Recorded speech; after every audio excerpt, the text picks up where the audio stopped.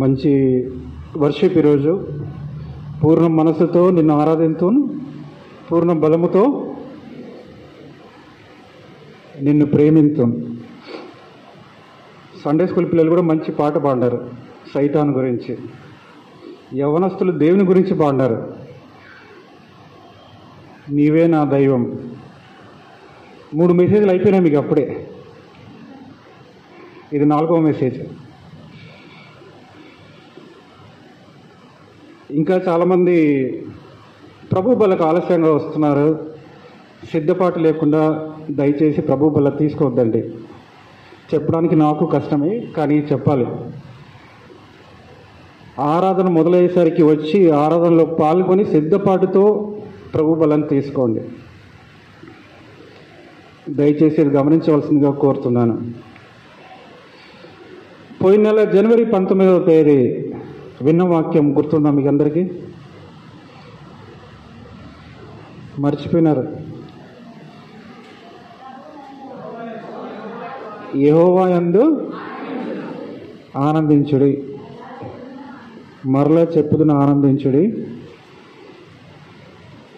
యెహోవా యందు ఆనందించుట వలన నూతన బలము పొందుదురు లేదా కలుగును. నేమయ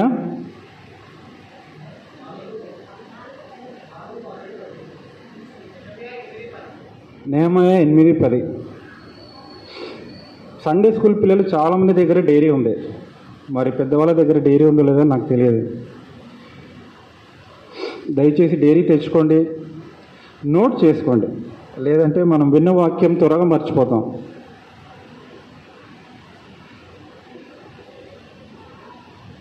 rejoice in the lord always. Again I say rejoice. మరలా చెప్పుదును, ఆనందించుడి. శుక్రవారం నేను ట్రైన్లో వచ్చేటప్పుడు ఇద్దరు స్త్రీలు మాట్లాడుకుంటున్నారు. నా పక్కన భర్తే వాళ్ళది కూడా. దేని గురించి మాట్లాడుతున్నారంటే షుగర్ గురించి, డయాబెటీస్ గురించి.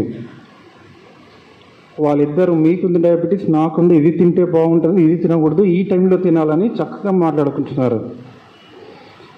కానీ ఒక ఆమె ఇంకొక ఆమెతో చెప్తుంది ఏంటంటే, నాకు షుగర్ ఉందండి, అది పర్వాలేదు, కానీ మా అత్తగారికి 70 ఏండ్లు, ఆమెకు షుగర్ లేదు. అది ఆమె బాధ.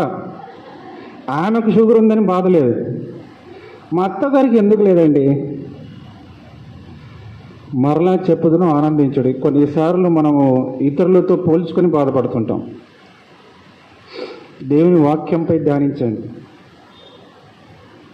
ఇతరులతో పోల్చుకుంటే ఎప్పుడు కూడా మనం సంతోషంగా ఉండలేం. ఏదో ఒక కొరత కనిపిస్తుంది మనకు ఏ ఆశీర్వాదాలు దేవుడిచ్చినాడో దాన్ని మర్చిపోయి ఇతరులకు ఏదైతే ఉందో మనకు లేదో దాని గురించి మనం బాధపడుతుంటాం. నాకు నవ్వు వచ్చింది, కానీ నా పాటికి నేను ఉన్నాను. కానీ దేవుడు తన మహాకృపను బట్టి క్షేమైన ప్రయాణం దయచేసి మీ మధ్యలో నిలబడడానికి నాకు ఇచ్చిన కృప కొరకు వందనాలు చెల్లిస్తున్నాను. ఈరోజు వాక్యం మీరు జాగ్రత్తగా వినాలి. ఎందుకంటే మార్చి 5వ తేదీ నుండి మనం దేంట్లో అడుగు పెడుతున్నాం? లెంట్ డేస్, శ్రమల దినాలు. లెంట్ డేస్ గురించి నేను ఇప్పుడు మాట్లాడదలుచుకోలేదు. కానీ లెంట్ డేస్కు ముందు, శ్రమల దినాల ముందు దేని గురించి మాట్లాడాలో దేవుడు నాకు ఇచ్చిన నడిపింపును బట్టి నేను ఈరోజు ఈ టాపిక్ను నేను ఎన్నుకున్నాను. సో కాబట్టి మీరు జాగ్రత్తగా గమనించాలి. చాలాసార్లు మనం కొన్ని పదాలు వాడుతుంటాం. మనవాడు, మా పిల్లోడు, మా బాబు, లేదంటే మా పాప, లేదంటే మనోడు అని చాలా సందర్భాలలో మనం ఈ పదాలు వాడుతుంటాం. ఉదాహరణకు చిన్న పిల్లలకు మంచి మార్కులు వచ్చినాయంటే తల్లిదండ్రులు ఎంతో ఆనందంగా చెప్తారు, మా బాబుకు లేదా మా పాపకు మంచి మార్కులు వచ్చినాయి. ఎవరన్నా అడిగితే మంచి మార్కులు వచ్చినాయంట కదా అంటే వాళ్ళు ఉత్సాహంగా మార్కుల గురించే కాదు కానీ కష్టపడి చదివినాడు మా వాడు, కష్టపడి చదివింది మా పాప అని గర్వంగా చెప్తారు. తప్పులేదు. ఒక మంచి ఉద్యోగం ఎవరికైనా వచ్చిందంటే ఆ ఉద్యోగం వచ్చిన పిల్లవాడు కానీ అమ్మాయి కానీ లేదంటే వాళ్ళ తల్లిదండ్రులు బంధువులు కానీ మా ఓడికి మంచి ఉద్యోగం వచ్చింది, ఇన్ఫోసిస్లో ఉద్యోగం వచ్చింది, కాగ్నిసెంట్లో ఉద్యోగం వచ్చింది, టీ ఇస్తారంట, కాఫీ ఇస్తారంట, ఉచిత భోజనం పెడతారంట, పికప్ ఉంటుంది, డ్రాప్ ఉంటుంది అని వాళ్ళ గురించి చెప్పుకుంటారు. వాళ్ళ తల్లిదండ్రులే కాదు వాళ్ళ బంధువులు కూడా చెప్పుకుంటారు మా ఓడికి వచ్చింది ఉద్యోగం అని. 3వ సంవత్సరం 4వ సంవత్సరం కోర్స్ అయిపోతూనే క్యాంపస్ ఇంటర్వ్యూలో వచ్చింది మా వాడికి ఉద్యోగం అని చెప్తా ఉంటారు. ఒకవేళ విదేశాలకు వెళితే ఉద్యోగరీత్యా కుటుంబీకులందరూ చెప్తారు. ఎప్పుడు చెప్తారు? బయలుదేరక ముందే చెప్తారు మా వాడు పోతున్నాడు, మా పాప పోతుంది అని చాలామంది చెప్తారు. ఆ వీధిలో ఉండే వాళ్ళు కూడా చెప్తారు, ఓ మాకు తెలిసిన పాప ఒక పాప పోయింది, మాకు తెలిసిన బాబు ఒక బాబు విదేశాలకు పోయినాడు.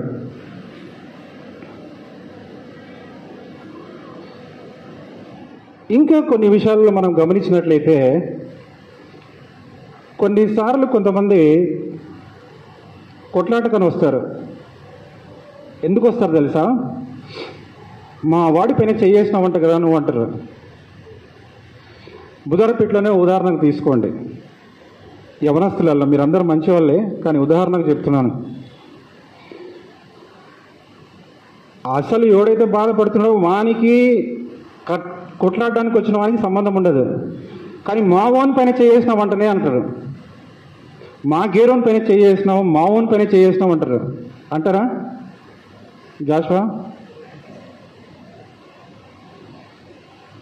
అవునా కదా? మావాడు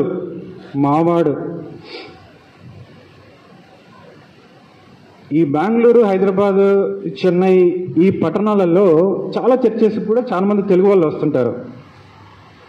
ఎవరన్నా కొత్తగా కలిసినప్పుడు ఫలానా వాళ్ళు తెలుగు వాళ్ళు అంటే వెంటనే కలిసి మనోళ్ళు ఎవరు వచ్చినారంట, మా వాళ్ళు ఎవరు వచ్చినారంట అని చెప్తారు. ఒకవేళ వాళ్ళు ఏ ఊరు నుండి వచ్చినారో మా ఊరు కూడా అదే అయితే వెంటనే ఏం చెప్తామో మా ఊరి వాళ్ళు, మా వాళ్ళు అని చెప్తాం. అవునా? ఆ విధంగా మనం మాట్లాడుకుంటాం. కొన్నిసార్లు పెళ్లిళ్ళల్లో కూడా గొడవలు జరుగుతుంటాయి కదా. ఎటువంటి గొడవలు అంటే బంధువులు వస్తారు. కొన్నిసార్లు ఉదాహరణకు మాత్రమే, ఇది మీరు నన్ను తప్పుగా అర్థం చేసుకోవద్దండి. మా ఊళ్ళకి తక్కువ చేసినారు, మా ఊళ్ళకి సరిగా పెట్టలేదు అని గొడవ జరిగి కొంతమంది సర్దుకుంటారు, కొంతమంది ఎడమొహం పెడమొహం పెట్టుకొని పెళ్లిళ్ళకి వస్తారు.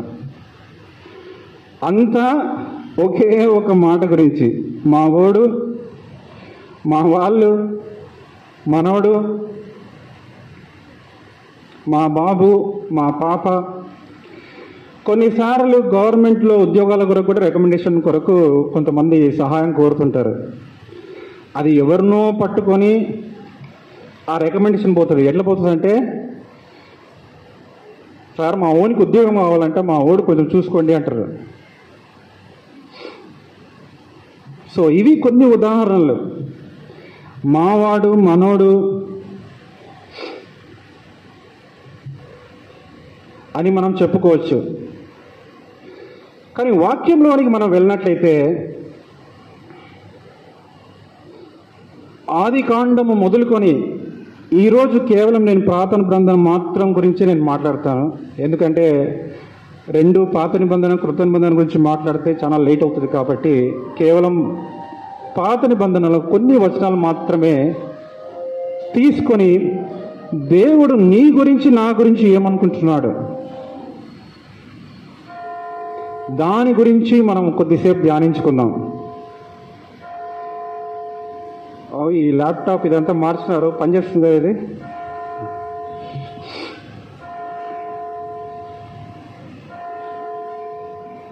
పనిచేస్తుంది.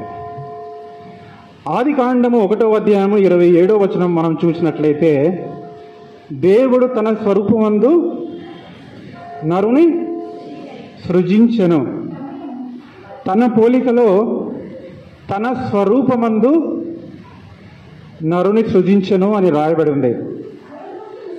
2వ అధ్యాయము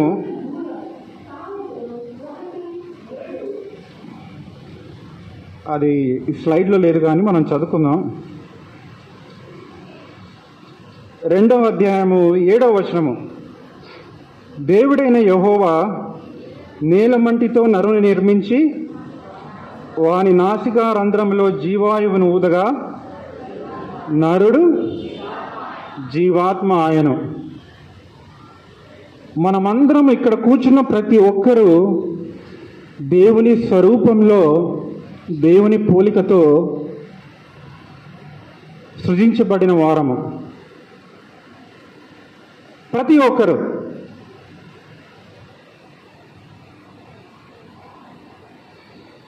ఇంకా మనం ముందుకు వెళ్ళినట్లయితే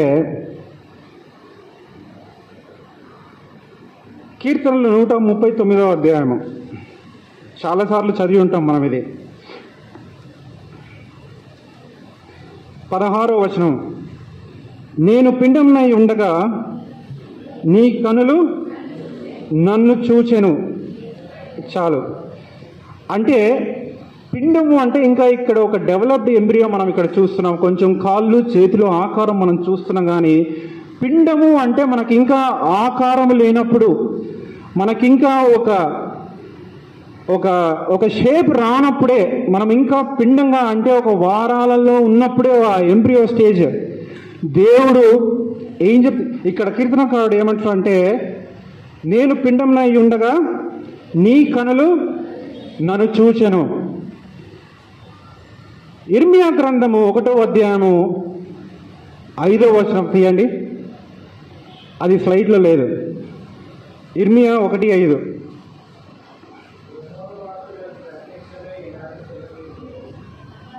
కొంచెం గట్టిగా చదవండి బాబు. ఈలాగ సెలవిచ్చాను, గర్భంలో నేను నిన్ను రూపింపక మునుపే నిన్నెరిగి తిని నిన్ను ప్రతిష్ఠించి తిని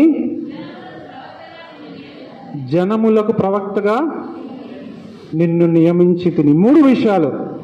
నిన్నెరిగి తిని, నిన్ను ప్రతిష్ఠించి తిని, నిన్ను నియమించి తిని. 3 విషయాలు. ఇంకా మనం ముందుకు వెళ్దాం. అదే 139వ కీర్తనలో మనం చూసినట్లయితే 13వ వచనము, నా అంతరింద్రియములను నీవు కలుగజేసితివి, నా తల్లి గర్భమందు నన్ను నిర్మించిన వాడవు. ఇంగ్లీష్ బైబిల్లో ఏముందంటే, you knit me together. Knit అంటే కుట్టడం, తయారు చేయడం, చేతులతో ప్రతి అణువును సృష్టించడం. కానీ తెలుగులో కొంచెం తర్జుమా వేరే ఉంది. కానీ తన చేతులతో నా అంతరింద్రియములను నీవే కలుగజేసితివి. నా అంతరింద్రియమే అంటే ఏంటి? ఇంగ్లీష్లో ఏముందంటే, you have created my inmost being. ఆంతర్యము. ఇక్కడ మీరందరూ కూర్చున్నారు, కొంతమంది తలలు ఉంచుకున్నారు, కొంతమంది బైబిల్ చూస్తున్నారు, కొంతమంది నా వైపు చూస్తున్నారు. కానీ మీ హృదయాలలో, మీ ఆంతర్యంలో ఏముందో ఎవరికి తెలుసు? మీకు తెలీదా? మీకు దేవునికి తెలుసు, కానీ మీకు కూడా తెలుసు ఆంతర్యంలో ఏముందో. అంతరింద్రియములను కలుగజేసిన దేవుడు. దీని గురించి కొంచెం క్లుప్తంగా మనం అర్థం చేసుకోవాలంటే ఇంకొక 2 వచనాలు మనం చూడాలి. కీర్తనలు 7వ అధ్యాయము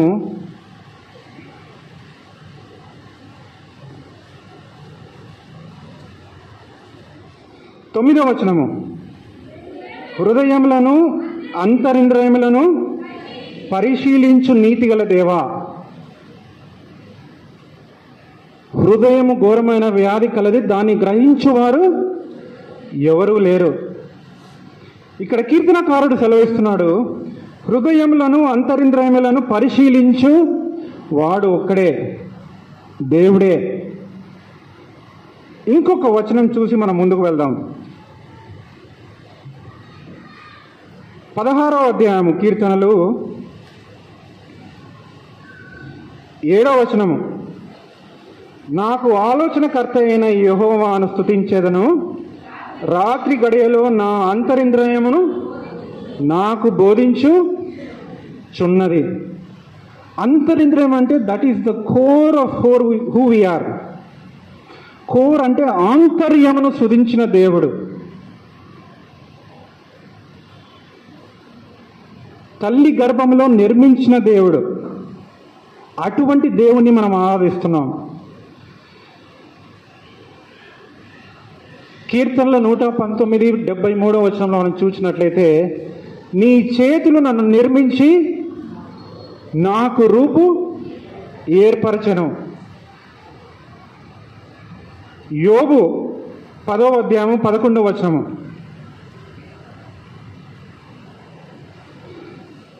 చర్మముతోనూ మాంసంతోనూ నీవు నన్ను కప్పితివి, ఎముకలతోనూ నరములతోనూ నన్ను సంధించితివి. 12 కూడా చదువుదాం. జీవమును అనుగ్రహించి నా ఎడల కృప చూపితివి, నీ సంరక్షణ చేత నా ఆత్మను కాపాడుతివి. అంతరింద్రమే కాకుండా చర్మముతోనూ మాంసముతోనూ ఎముకలతోనూ నరములతోనూ నన్ను సంధించితివి అని రాయబడి ఉంది. మనము చాలాసార్లు డాక్టర్ల దగ్గర వెళ్తుంటాం. వాళ్ళు ఎంబీబీఎస్ కాకుండా చాలామంది డాక్టర్లు ప్రత్యేక వైద్యాన్ని అభ్యసించి ఒక స్పెషాలిటీలో తరబీదు పొందిన తర్వాత ప్రాక్టీస్ పెడతారు. ఎన్ని రకాల ప్రాక్టీసులు ఉన్నాయి? ఎన్ని రకాల డాక్టర్లు ఉన్నారు చెప్పాలి? పండ్ల డాక్టరు, గుండె డాక్టర్, కార్డియాలజిస్ట్, ఇంకా ఏమా పల్మనాలజిస్ట్. అబ్బో, ఇంకా లోపల పోయినారు మీరు అప్పుడే. కండ్లు, పండ్లు, చర్మము, ముక్కు, గొంతు, చెవు, న్యూరాలజిస్ట్ మెదడుకు సంబంధించిన డాక్టర్, నెఫ్రాలజీ, కిడ్నీ. అట్లా మాట్లాడుకుంటూ పోతే చాలా విషయాలలో ప్రావీణ్యత కలిగిన డాక్టర్లు చాలామంది ఉన్నారు. అంటే నేను చెప్పవలసుకున్న పాయింట్ ఏంటంటే, దేవుడు నిర్మించిన రీతి అది ఒక డాక్టర్ కూడా 4.5 సంవత్సరాలు లేదా 5 సంవత్సరాలు ఎంబీబీఎస్ చదివిన తర్వాత ఏదో ఒక్క భాగంలోనే ప్రావీణ్యత కలగగలుగుతాడు. అన్నిటి గురించి ఎవరికీ తెలియదు. కండ్ల డాక్టర్ దగ్గర పోతే కళ్ళు మాత్రమే చూస్తారు, పండ్ల డాక్టర్ దగ్గర పోతే పండ్లు మాత్రమే చూస్తారు. ఎందుకంటే అధ్యయనం చేయవలసింది, పరిశోధించవలసింది అంతగా ఉంది మానవ శరీరంలో. దాన్ని తయారు చేసింది దేవాది దేవుడు. అంతరింద్రియములనే కాదు కానీ చర్మము, మాంసముతో కప్పి నరములతో మమ్మల్ని సంధించింది, మనలందరినీ సంధించింది యెహోవా దేవుడు. ఇప్పుడు కీర్తనలు 139వ అధ్యాయంకు రండి. మీరు జాగ్రత్తగా గమనించాలి. కొంచెం అటు ఇటు మీరు డిస్టర్బ్ అయినారంటే అర్థం చేసుకోవడం కష్టం. 14వ వచనం, 139:14, నీవు నన్ను కలుగజేసిన విధము చూడగా భయమును ఆశ్చర్యమును నాకు పుట్టుచున్నది. ఆపండి. భయమును ఆశ్చర్యమును నాకు పుట్టుచున్నది. కానీ సాధారణంగా మనల్ని మనము చూసుకొని నేను ఇంకా ఈ విషయంలో బాగుండేది అనుకుంటాం. ఉదాహరణకు, కొంచెం తెల్లగా ఉంటే బాగుండేదేమో, కొంచెం హైట్గా ఉంటే బాగుండేదేమో. ఇంకేమనుకుంటారు? కొంచెం ఫలానా వాళ్ళలాగా ఉంటే నేను బాగుండేదేమో.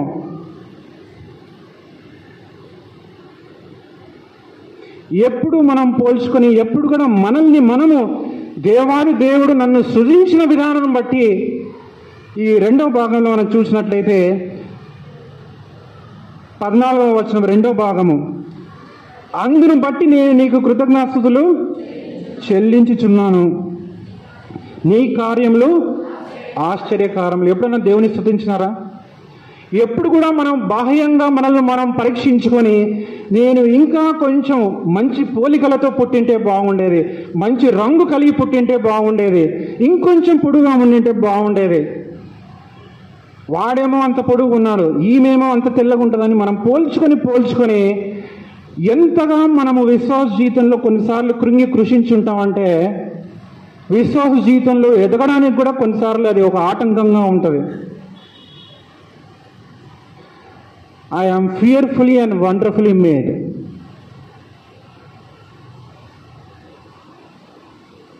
ఇప్పుడు ఇది కేవలము నా మెయిన్ పాయింట్కి రాకముందు ఇది ఒక ఉపోద్ఘాతం మాత్రమే, ఒక ఇంట్రొడక్షన్ మాత్రమే. ఆదికాండంలో మనం చూసినాం, దేవుడు తన స్వరూపంలో మనల్ని నిన్ను నన్ను సృజించినాడు. అంతరింద్రియములను సృజించిన దేవుడు. యోబులో మనం ధ్యానించుకున్నాం, చర్మము, నరాలు, ఎముకలతో నీవు నన్ను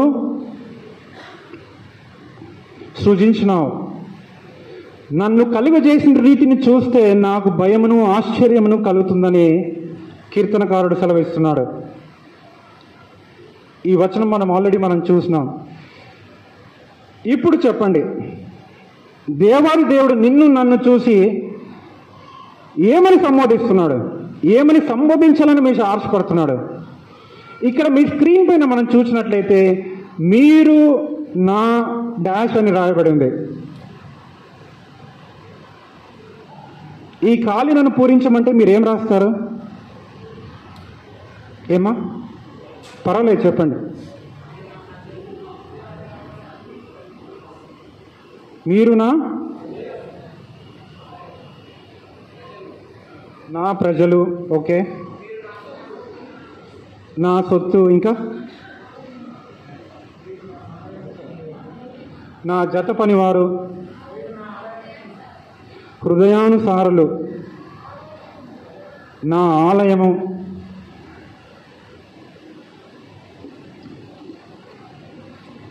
పాత నిబంధనలో కొన్ని వచనాల ఆధారంగా దేవుడు నిన్ను నన్ను ఏ విధంగా పరిగణిస్తున్నాడో, మనమందరము ఆయన దృష్టిలో ఎవరము అనేది కొన్ని వచనాలు మనం క్లుప్తంగా మనం చూసుకొని నా ప్రసంగాన్ని ముగిస్తాను.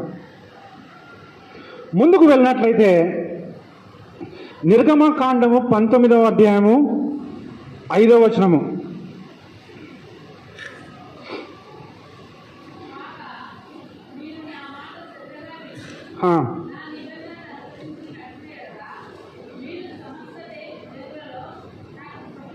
నాకు స్వకీయ సంపాద్యమగుదురు. క్రిస్మస్ టైంలో క్లుప్తంగా ఈ అధ్యాయంలో 12వ వచనం నుండి చివరి దాకా ధ్యానించుకున్నాం. ఎవరికైనా గుర్తుండొచ్చు, మర్చిపోయినా నేను ఆశ్చర్యపోను. సుదీర్ఘంగా ఈ 19వ అధ్యాయంలో దేవుడు సీనాయి పర్వతంలో ఏ విధంగా ముఖాముఖిగా, అంటే తన ప్రసన్నత, ముఖాముఖిగా అంటే దేవుని ప్రసన్నత ద్వారా మోషేతో ఏ విధంగా మాట్లాడినాడో మనం ధ్యానించుకున్నాం. అదే సందర్భంలో దేవుడు ఈ మాట సెలవిస్తున్నాడు, సమస్త దేశ జనులలో నాకు మీరు స్వకీయ సంపాద్యమగుదురు. మలాకిలో కూడా చూసినట్లయితే 3:17 వారు నా వారై నా స్వకీయ సంపాద్యమగుదురు. ఇంకా చాలా చోట్ల ఇదే వచనాలు ఉన్నాయి పాత నిబంధన గ్రంథంలో. ఇంగ్లీష్ బైబిల్లో ఇక్కడ చూసినట్లయితే మై జ్యువెల్స్ అని రాయబడింది, కానీ చాలా ట్రాన్స్లేషన్స్లో ఏముందంటే you are my treasured possession, స్వకీయ సంపాద్యమగుదురు. తెలుగులో స్వకీయ సంపాద్యం అనుంది, కానీ ఇంగ్లీష్లో మనం చూసినట్లయితే ఖచ్చితంగా you are my treasured possession అని రాయబడింది. ఈరోజు ఇక్కడ కూర్చున్న ప్రతి ఒక్కరికి ఏదో ఒక విలువైన, ప్రత్యేకమైన, ప్రశస్తమైన సంపాదన ఒకటి ఉంటుంది. అవునా? అవునా కదా? ఎవరికి ఏం లేదా? యవనస్తులకు ఏం మీ స్వకీయ సంపాదన, ప్రశస్తమైన సంపాదన? బాబు యవనస్తులు, యాపిల్ అంటే యాపిల్ ఫోన్ కదా, ఉదాహరణకు చెప్తున్నాను. యాపిల్ ఫోన్ ఉండేవాళ్ళు దయచేసి బాధపడవద్దండి. యవనస్తులు ఈ మధ్యలలో నేను చూసినంతవరకు కొన్ని సిటీస్లో బుల్లెట్ అంటే ప్రాణం. ఎవరికైనా బుల్లెట్ ఉందా ఇక్కడ? లేదు కదా, పర్వాలేదు. కర్నూలులో మరి యవనస్తులు కొంచెం లేదు నాకే తెలియదు, కానీ నేను సిటీస్లో చూసినంత వరకు వాళ్ళు శుభ్రంగా ఉంటారో లేదో కానీ నాకు తెలియదు, కానీ బుల్లెట్ అంటే మాత్రం ప్రాణంగా చూసుకుంటారు. అది మైలేజ్ పెద్ద గీయదు. ఎంత ఇస్తుంది బాబు? 30 ఇయ్యదు, అది 2 లీటర్లు. ప్రతి ఒక్కరికి ఏదో ఒక స్వకీయ సంపాదన, ఒక విలువ గల సంపాదన ఉంటుంది. ఆ సంపాదనను మనం ఎంతో దగ్గరగా, ఎంతో జాగ్రత్తగా మనం చూసుకుంటాం. కానీ దేవాది దేవుడు, యెహోవా దేవుడు నీ గురించి, నా గురించి చెప్పిన మాట ఏంటంటే, మీరు నా స్వకీయ సంపాదన, you are my treasured position.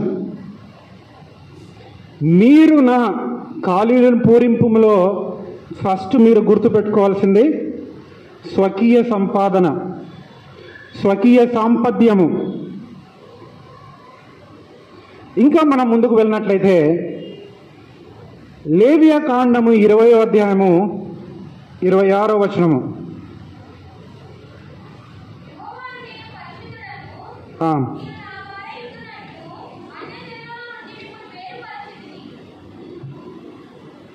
యెహోవాను నేను పరిశుద్ధుడను, మీరు దయచేసి అందరూ చెప్పాలి, నా వారై ఉండినట్లు. ఇక్కడ కూర్చున్న మీరందరూ నా వారై ఉండినట్లు. You are mine. English Bible అయితే ఉంది, యు ఆర్ మైన్. నీవు నా సొంతం, నీవు నా వాడివి, నీవు నా దానవు. అది దేవాది దేవుడు చెప్తాడు. మీరు నా వారై ఉండినట్లు అన్యజనులలో నుండి మిమ్మును వేరుపరిచితిని. మిమ్మును వేరుపరిచింది దేవుడు దేని నిమిత్తం వేరుపరిచింది? క్రైస్తవులు అంటే ప్రత్యేకంగా ఉన్నవాళ్ళు, ఇశ్రాయేలు అంటే ప్రత్యేకంగా ఉండేవాళ్ళు, విశ్వాసి అంటే ఒక ప్రత్యేకత. ఆ వేరుపరిచింది ఎందు నిమిత్తము? ఆ ముందు వచనాన్ని మీరు చూసినట్లయితే చివరి భాగం 26, మీరు నాకు పరిశుద్ధులై ఉండవలెను. 26 మొదట్లో యెహోవాను నేను పరిశుద్ధుడను. వేరుపరచిన దేవుడు ఎందుకు వేరుపరిచినాడు నిన్ను అంటే ఓన్లీ ఫర్ వన్ థింగ్, పరిశుద్ధంగా ఉండడానికి. జనములలో నిన్ను వేరుపరిచితిని. 24వ వచనము చివరిలో ఉంది. చివరి లైన్ మీరు చూసినట్లయితే, జనములలో నుండి మిమ్మును వేరుపరిచిన మీ దేవుడైన యెహోవాను నేనే. వేరుపరిచిన దేవుడు, మీరు నా వారు, you are my treasured possession. ఈ లేవియా కాండం 20వ అధ్యాయం ఒకవేళ మీకు ఆసక్తి ఉంటే మీరు ఇంటికి పోయిన తర్వాత చదవండి. ఇదంతా ఒక అపవిత్రత, ఒక పాపంతో కూడిన పనులు చేస్తే మరణ దండన అని రాయబడింది. అపవిత్రత గురించి, పాపపు జీవితం గురించి రాయబడింది. అది లేవియా కాండంలో రాసింది. ఈరోజు జరిగే మన వాస్తవాలు మనం చూస్తే దానికి ఈ రోజుకు జరిగే సంగతులకి ఏమాత్రం కూడా తేడా లేదు. మీరు ఇంటికి పోయిన తర్వాత చదవండి. కొన్నిసార్లు కొంతమంది చేసే పనులు మనం చూస్తే వీడు మనిషిగా పుట్టి ఈ పని ఎట్లా చేశాడు మనం అనుకుంటాం, కానీ ఈ 20 అధ్యాయంలో ఆల్రెడీ దాని గురించి ప్రస్తావించబడింది. అందుకు దేవుడు ఆ అపవిత్రత నుండి, ఆ పాపం నుండి ఏమి రాస్తాడంటే, I have set you apart, మిమ్మల్ని నేను ప్రత్యేకపరిచింది లేదా వేరుపరిచితిని, so that you are my people, మీరు నా వారు. ముందుకు వెళ్దాం. ద్వితీయోపదేశ కాండము 7వ అధ్యాయము 6వ వచనము.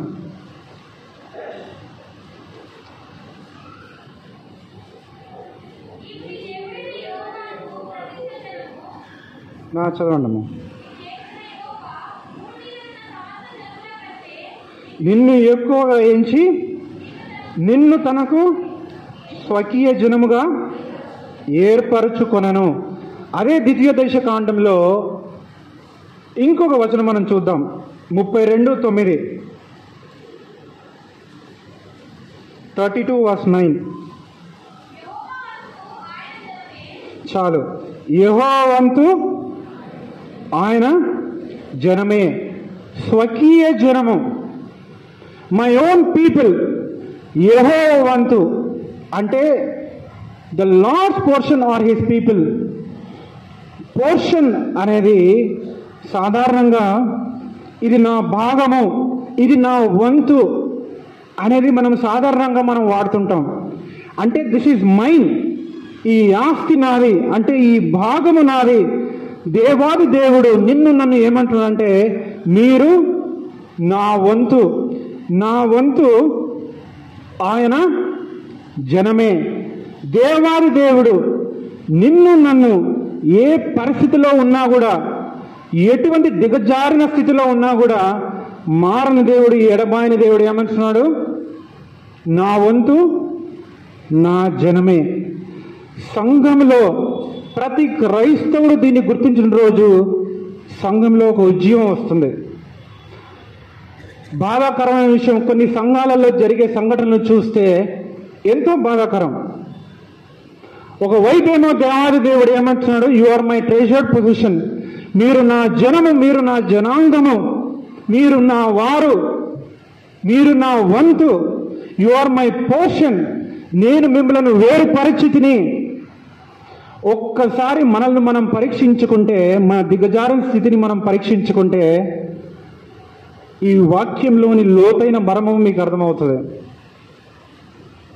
లేదు సునాయాసంగా ఇంకొక రోజు వచ్చినట్లు మీరు సంఘానికి వస్తే, ఈ వాక్యము మీరు ఇంకొక వాక్యం లాగానే చదివి మీరు వెళ్ళిపోతారు.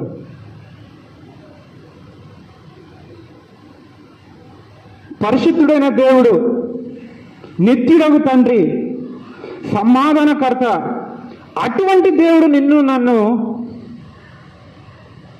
నా స్వకీయ సంపాద్యము, నా స్వకీయ జనము, మీరు నా వారు అంటున్నాడు. శ్రమల దినాలలోకి వెళ్ళకముందు ఈ సత్యాన్ని, ఈ మర్మాన్ని మీరందరూ గ్రహించాలి. అప్పుడే దేవాది దేవుడు చేసిన ఆ యొక్క సాక్రిఫైస్, అంటే ఆ త్యాగం మీకు పూర్తిగా అర్థమవుతుంది. ఇది అర్థం చేసుకోకుండా మీరు లెంట్ డేస్లోకి వెళితే, లెంట్ అనే దానికి ఒక అర్థం అనేది ఉండదు మీకు అంటే మనందరికీ. యథావిధిగా మళ్ళీ గుడ్ ఫ్రైడే, మళ్ళీ ఈస్టర్, మళ్ళీ సూర్యోదయ ఆరాధన, మళ్ళీ ఉప్మా, ఎగ్గు, బనానా, అరటిపండు తిరిగి వెళ్ళిపోతుంటాం. పూర్తిగా అర్థం చేసుకోవాలంటే హూ ఆర్ వి, నేను ఒక ప్రశస్తమైన, విలువైన, ఐశ్వర్యవంతమైన సంపాదన అని దేవుడు నిన్ను నన్ను ఏ విధంగా సంబోధిస్తున్నాడో ఫస్ట్ దాన్ని అర్థం చేసుకోవాలి. ఆ తర్వాతనే శ్రమల దినాలు, ఆ తర్వాతనే దేవాది దేవుని త్యాగం ఏమి అనేది మాకు అర్థమవుతుంది. లేదంటే క్రిస్మస్ అయిపోయింది, న్యూ ఇయర్ అయిపోయింది, శ్రమల దినాలు అయిపోతాయి, ఎండాకాలం వస్తే VBS అయిపోతుంది, మళ్ళీ ఉద్యోగ కూటాలు, యవనస్తుల రిట్రీట్, ఇంకేముందన్నా స్త్రీల సమాజం, పురుషులకు కూడా సమాజం పేరు. మనం పురుషులు ఈసారి కలవాలి ఖచ్చితంగా, ప్రతిసారి స్త్రీలే అంటున్నారు. యథావిధిగా ఈ కార్యక్రమాలలో మనం నిమగ్నమై దేవుడు ఏ విధంగా ఎంత ప్రశస్తంగా నిన్ను నన్ను ఎరిగి ఉంటున్నాడో మనం దాన్ని గ్రహించకపోతే విశ్వాస జీవితంలో మనం ఎదగలేం. ఇర్మియాలో ఎంత చక్కగా రాసింది, గర్భంలో ఉండగానే నిన్ను ఎరిగి తిని, నిన్ను ప్రతిష్ఠించి తిని, నిన్ను నియమించి తిని, అంతరింద్రియములను తయారు చేసిన వానను నేను.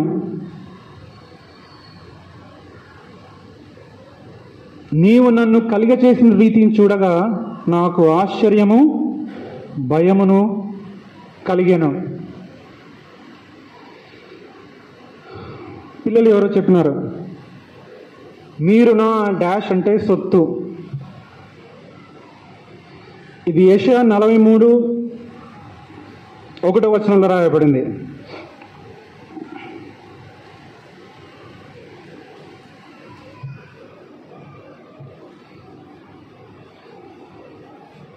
తీసిన వాళ్ళు చదవండి.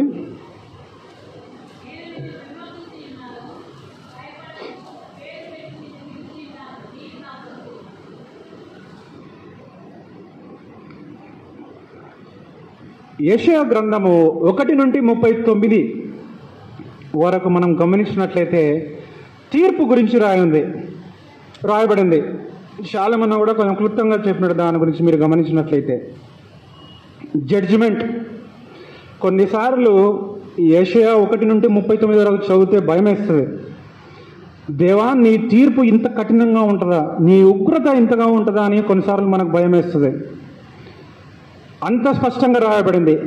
కానీ 40-66 అధ్యాయాల వరకు మనం చూసినట్లయితే దేవుని యొక్క నడిపింపు, దేవుని యొక్క నిరీక్షణ, ఇశ్రాయేలులకు ఏ విధంగా ఉందో దాని గురించి రాయబడింది.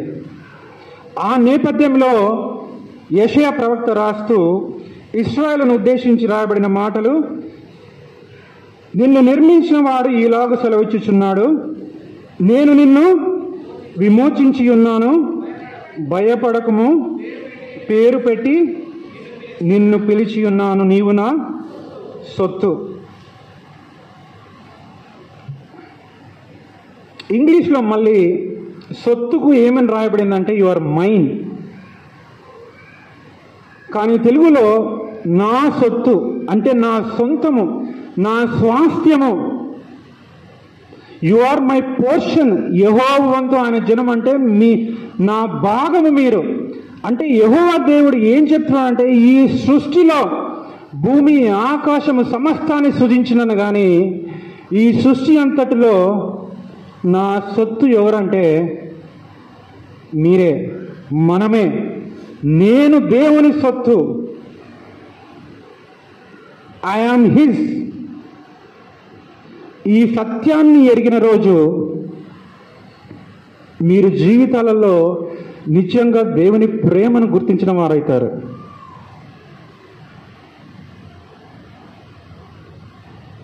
ప్రత్యేకించబడిన వారు,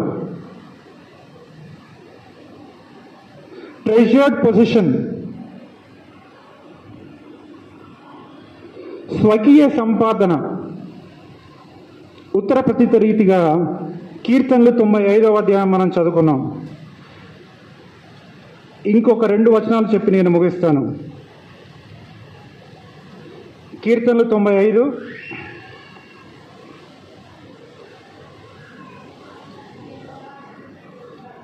అంతా వద్దాం, అంతా ఆల్రెడీ చదివినారు. 6వ వచనం, ఆయన మన దేవుడు, మనము ఆయన పాలించు ప్రజలము, ఆయన మేపు గొర్రెలము. ఎవరో కూడా చెప్పినారు, మీరు నా అని ఆ ఖాళీలను పూరింపమంటే ఆయన మేపు గొర్రెలము, ఆయన ప్రజలము అని కూడా అన్నారు. చివరిగా కీర్తనలు 100వ అధ్యాయము 3వ వచనము, యెహోవాయే దేవుడని తెలుసుకొనుడి, ఆయనే మనల్ని పుట్టించెను, మనము ఆయన వారము, ఆయన ప్రజలము, ఆయన మేపు గొర్రెలము. మీరు నా సొత్తు, మీరు నా ప్రజలు, నేను మేపు గొర్రెలను అని సంబోధించడం జరుగుతుంది ఇక్కడ కీర్తనకారుడు. మనల్ని పుట్టించిన వాడు, మనము ఆయన వారము, ఆయన ప్రజలము, ఆయన మేపు గొర్రెలము.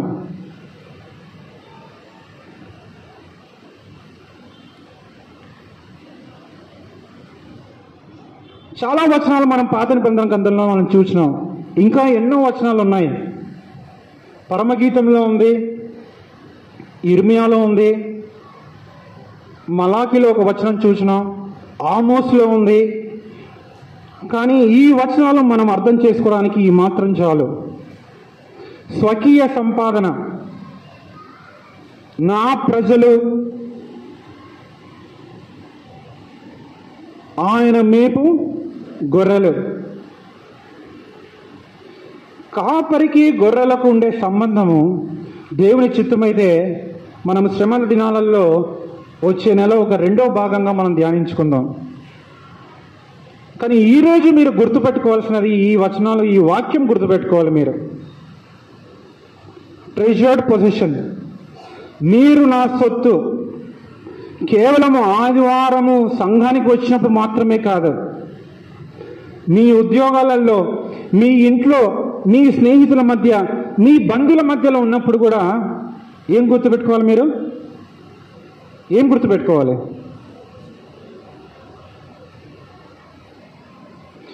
మీరు నా సొత్తు, నా స్వకీయ సంపాద్యము, నా ప్రజలు అని గుర్తుపెట్టుకున్నప్పుడు మన ఆలోచన విధానము, మన ప్రవర్తన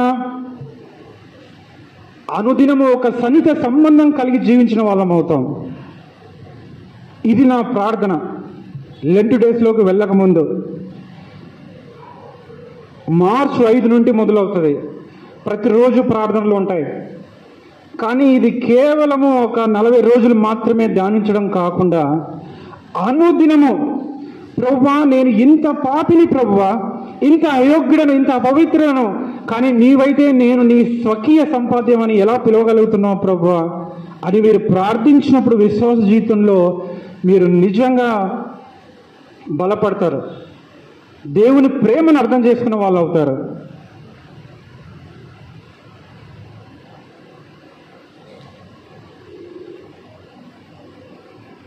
ఇప్పుడు చెప్పండి అమ్మా, మీరునా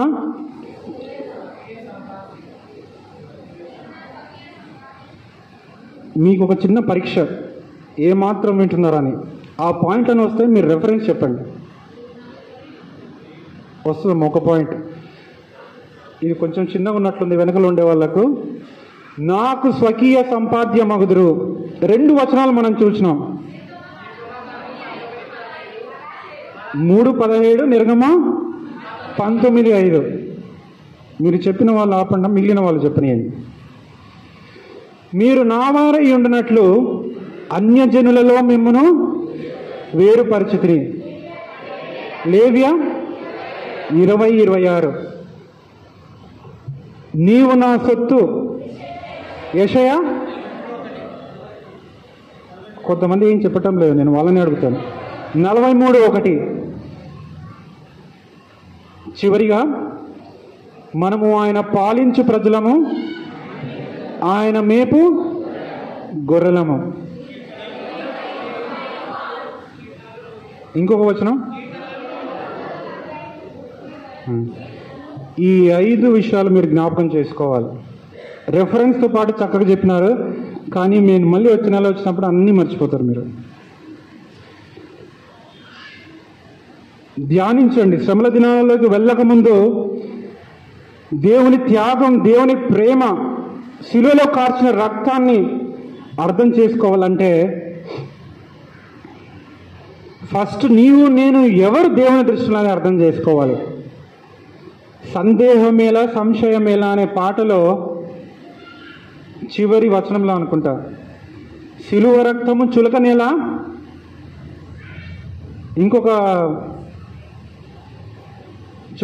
ఇంకొకటి ఉంది,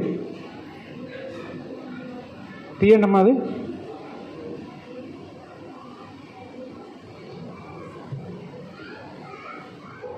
ఐ థింక్ లాస్ట్ వచనం అనుకుంటాను. యేసయ్య ప్రేమ నీకు లోకు ఆయన, యేసయ్య సిలువ సువార్త చులుకనాయన. చులకనగానే ఉంటుంది మనకు. ఒక సిద్ధపాటు లేకుండా మనం లెంట్ డేస్లోకి వెళితే దేవుడు చిందించిన రక్తం అదే ఇప్పుడు చాలా మంది చెప్తున్నాను, ఏమనుకోద్దు, నేరుగా వచ్చి తీసుకుంటారు, వెళ్ళిపోతారు.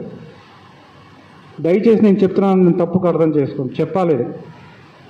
చులకనగా తీసుకుంటే ఇట్లే ఉంటుంది, నేరుగా రావడం తీసుకొని వెళ్ళిపోవడం. దయచేసి కొంచెం బాధాకరంగా ఉన్నా కూడా అర్థం చేసుకోండి, చులకనగా తీసుకోవడానికి వీల్లేదు. శ్రమల దినాలలోకి వెళ్ళక ముందు చులకనగా దేవుని ప్రేమను, దేవుని రక్తాన్ని మనం తీసుకోలేము.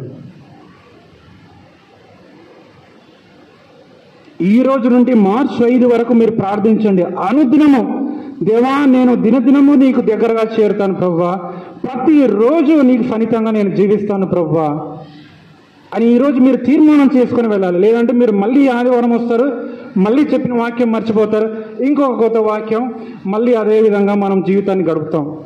కానీ సంఘంలో ఒక ఉజ్జీవం, సంఘస్థులలో ఒక ఉజ్జీవం రావాలంటే అనుదినం మనం వాక్యాన్ని ధ్యానించాలి. 12:30 కాబట్టి ఇంకొక 5 నిమిషాలు నేను తీసుకుంటాను, ఆ తర్వాత నేను ముగిస్తాను. ఇది ఉదాహరణకు మాత్రమే, దయచేసి నన్ను తప్పుగా అనుకోవద్దండి బాబు. మీరిద్దరు యవనస్తులు రండి, కొంచెం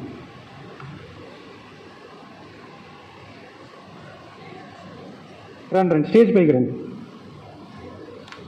ఇంకొక 4 యవనస్తులు జస్ట్ అక్కడ నిలబడండి. మీరిద్దరు ఇక్కడ నిలబడండి బాబు. ఇంకొక 4 రండి.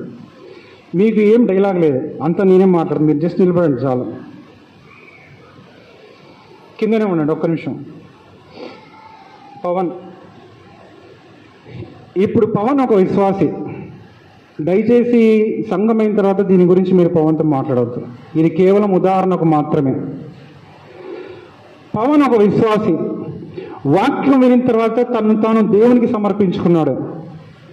సమర్పించుకున్న తర్వాత మన రవితేజ, పవన్ పేరు విశ్వాసి, నూరా రవితేజ. రవితేజ ఇప్పుడు ఒక దూత. నువ్వు ముందుండు, కొంచెం నువ్వు పవన్ వెనక్కిరా. ఈ విశ్వాసి ముందు ఎవరున్నారు? దూత. విశ్వాసి, దూత. బాబు మీ 4 రండి కొంచెం స్టేజ్ పైకి.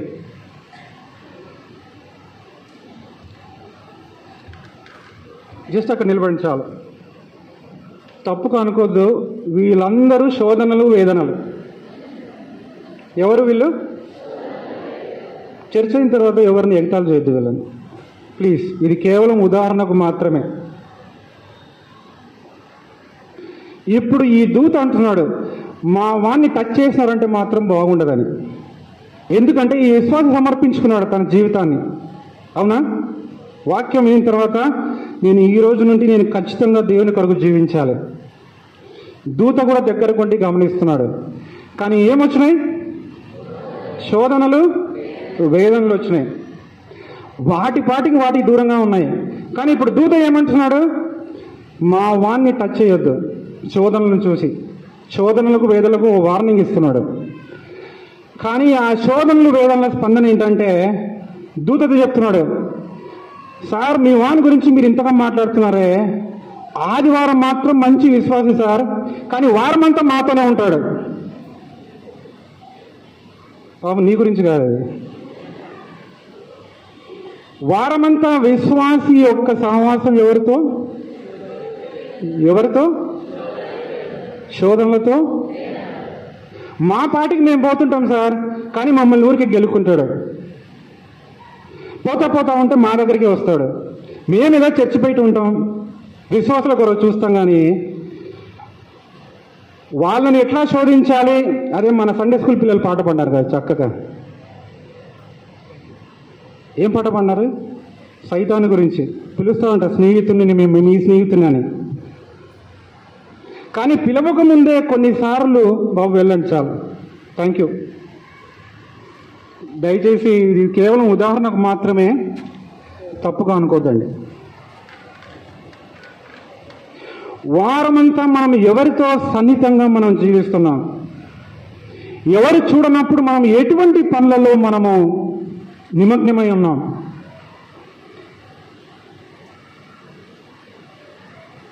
ఎంత సమయాన్ని మనం దేవుని దగ్గర గడుపుతున్నాం. ఆదివారం మాత్రము బైబిల్ పట్టుకొని, దేవా నేను నీ వాడను, దేవా నేను నీ సొత్తు, నేను నీ కొరకు జీవిస్తానని అంటున్నావా? లేదా వారమంతా ఆ శోధనలో వేదనలతో సతమతమై దేవునికి దూరంగా ఉంటున్నావా? ఒక్కసారి గమనించుకోండి, మనల్ని మనం పరీక్షించుకోవాలి. దినదినంబు యేసుకు మనము దగ్గరగా చేరవలసిన వారమై ఉంటున్నాం. ఆ పాట మనం తీసినట్లయితే, దినదినము యేసుకునే దగ్గరగా చేరుతా, అందరికీ తెలిసిన పాట. కానీ దైవవాక్యం జీవవాక్యం అనుదినంబు చదువుతా, ప్రభువు మాట నాదు బాట విభునితో మాట్లాడతా. ఈ వచనంతో మొదలుపెట్టి పల్లవి, ఈ చరణంతో మొదలు పెడదాం. పల్లవి అయిన తర్వాత ప్రార్థించిన తర్వాత ఆ మిగిలిన వచనాలు పాడి, ఆ మిగిలిన వచనాలు మనం కానుకల సమయంలో పాడుకుందాం. కానీ ఈ దైవవాక్యం జీవవాక్యం అనే వచనం మాత్రం పాడి పల్లవి పాడిన తర్వాత ప్రార్థించేవారు ముందుకు రావాల్సిందిగా కోరుతున్నాను. కానీ నా యొక్క ప్రార్థన ఏంటంటే, సంఘంలో ప్రతి ఒక్కరు బలపరచబడాలి. ప్రతి విశ్వాసి, ప్రతి క్రైస్తవుడు బలపరచబడాలి. వధువు అనే సంఘము వరుడైన యేసుక్రీస్తు కొరకు సిద్ధపడాలి. లేదంటే మనకంతా ఒక క్యాలెండర్ ప్రకారము ఇది వచ్చే ఒక కార్యక్రమం లాగా ఉంటుంది. మనకు మళ్ళీ శ్రమల దినాలు, గుడ్ ఫ్రైడే, ఈస్టర్ అయిపోతుంది. కానీ దేవుని ప్రేమను, దేవుని త్యాగాన్ని గుర్తు చేసుకోకుండా ఈ శ్రమల దినాల గుండా పోకుండా ఉండాలనేదే నా ప్రార్థన.